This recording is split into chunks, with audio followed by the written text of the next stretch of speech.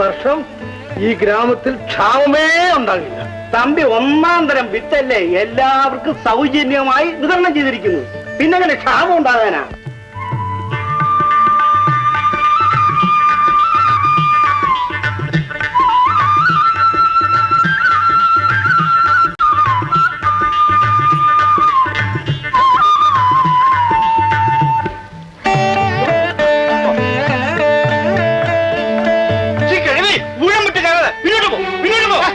പിടിച്ച് തള്ളായിരിക്കും.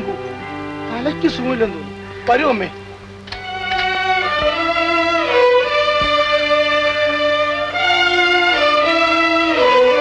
നന്നായി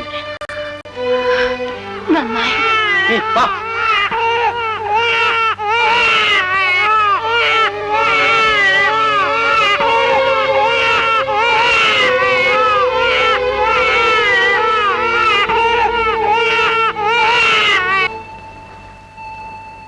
കണ്ണു അടിയ ഈ പല്ലന കൊട്ടാരത്തിലെ വലിയ തമ്പുരാനാകാൻ നമുക്ക് എന്നാണടാ സാധിക്കുക?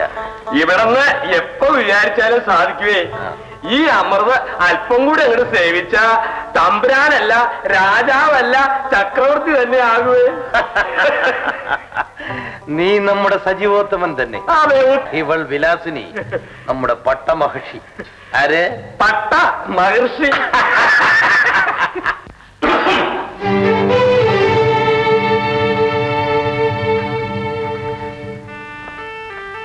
ഉഗ്ര,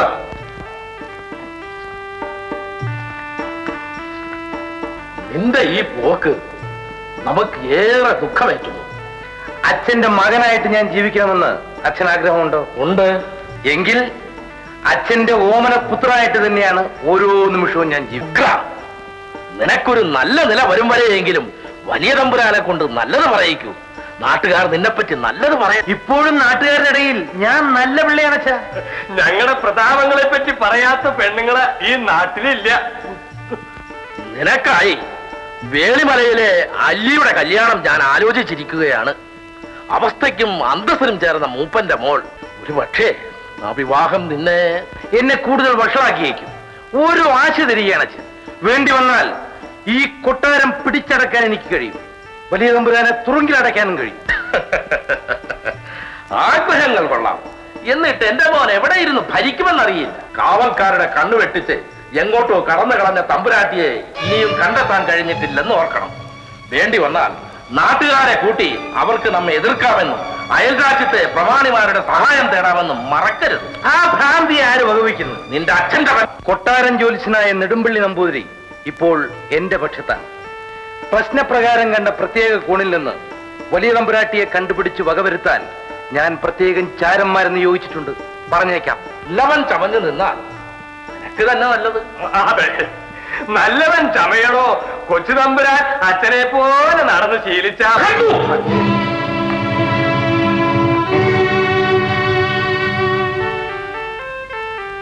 വിലാസിനി, പുറത്തേക്ക് വന്നോളൂ. ആ കുടിക്കാനുള്ളതും കൊണ്ടുവന്നോളൂ.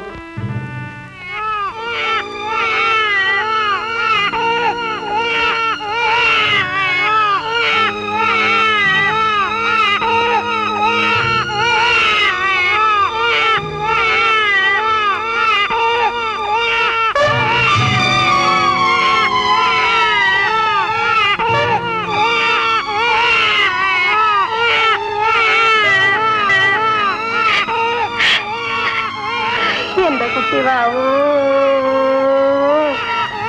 വാവൂ.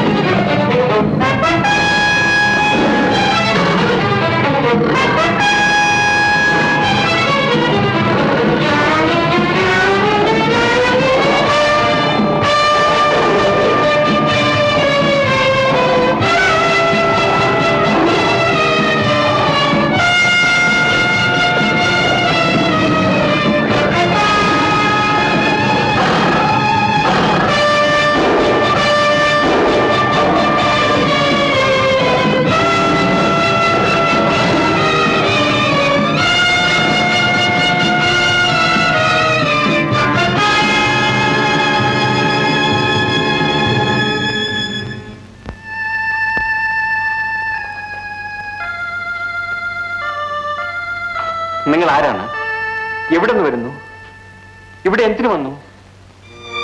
എന്ത് വേണം? എന്റെ മക്കളെ കണ്ടോ? മക്കളോ? 2 പേർ പൊന്നുണ്ണികൾ പോയി. ആ നാഗൻ ചേട്ടാ നല്ല ആളാണ്. ഞാൻ എവിടെയെല്ലാം തിരക്കെന്നറിയാമോ? ഞങ്ങളുടെ കൂടെ വരുന്നോ? താവളത്തിലേക്ക് പോകാം. ആരും പോലും ഇല്ലാത്തൊരമ്മയാണ്. താവളത്തിലേക്കും? നമ്മുടെ താവളത്തിലെ രഹസ്യം ചോർത്തിയെടുക്കാൻ വന്ന ചാരസ്ത്രീയല്ല ഇവരൊന്നും ആരറിഞ്ഞു?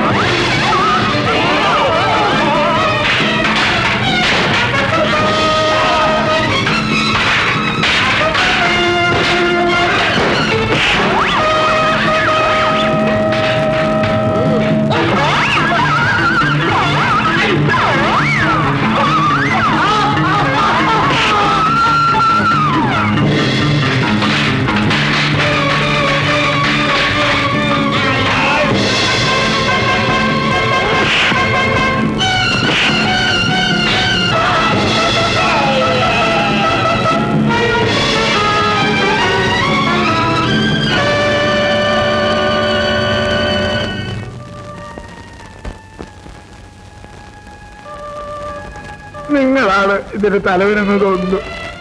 ദയവ് ചെയ്തൊരു ഉപകാരം ചെയ്തു തരാമോ? ഞങ്ങൾ പാവങ്ങള. ഇവൾ ഞങ്ങളുടെ ഒരേ ഒരു മകള. ഇവളുടെ വിവാഹം നടന്നു കാണാൻ വേണ്ടി നാട് മുഴുക്ക തെണ്ടി കയ്യിൽ കിട്ടിയത് കൊണ്ട് ഞങ്ങൾ ഗുരുവായൂർക്ക് പോകുകയായിരുന്നു. ഇവളുടെ ഞങ്ങളുടെ എല്ലാ ആശകളും നിങ്ങൾ തകർത്തു. കല്യാണം കഴിയാത്ത ഈ പെണ്ണിനെ കണ്ടിട്ട് കണ്ട് ഞങ്ങൾക്ക് ജീവിക്കാൻ വയ്യ. ദയവ് ചെയ്ത് ഞങ്ങളെയൊക്കെ കൊല്ലും. അങ്ങേക്ക് പുണ്യം കിട്ടും. ഞാൻ കാലിന് വേണ്ടി ചോദിക്കുകയാണ്. ഞങ്ങളെയൊക്കെ കൊല്ലും.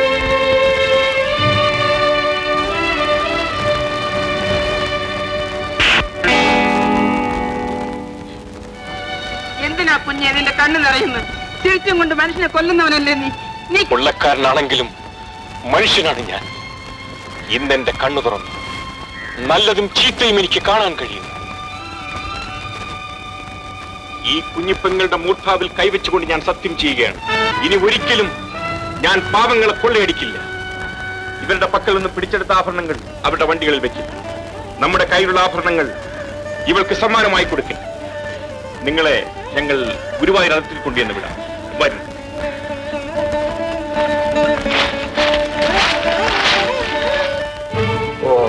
നിന്റെ നിശ്ചയത്തിന് മാറ്റമില്ല? ഇല്ല. നമ്മുടെ ആളുകളെ ഞാൻ പോറ്റും. പാവങ്ങളെ കൊള്ളയടിച്ചല്ല, പണക്കാരെ പിഴിഞ്ഞെടുത്ത് പൂഴ്ത്തിവെപ്പുകാരിൽ നിന്നും പിടിച്ചെടുത്ത് ഖജാനാവുകൾ കുത്തിത്തുറന്ന് ആ പണം ഞാൻ സാധുക്കൾക്കായി വീതിക്കും. ഉള്ളവരിൽ നിന്നും കവർന്നെടുത്ത് ഇല്ലാത്തവന് ഞാൻ കൊടുക്കും. ഇത് സത്യം. കൂടെ ഞാനും ഉണ്ട് നാഗൻ ചേട്ടാ.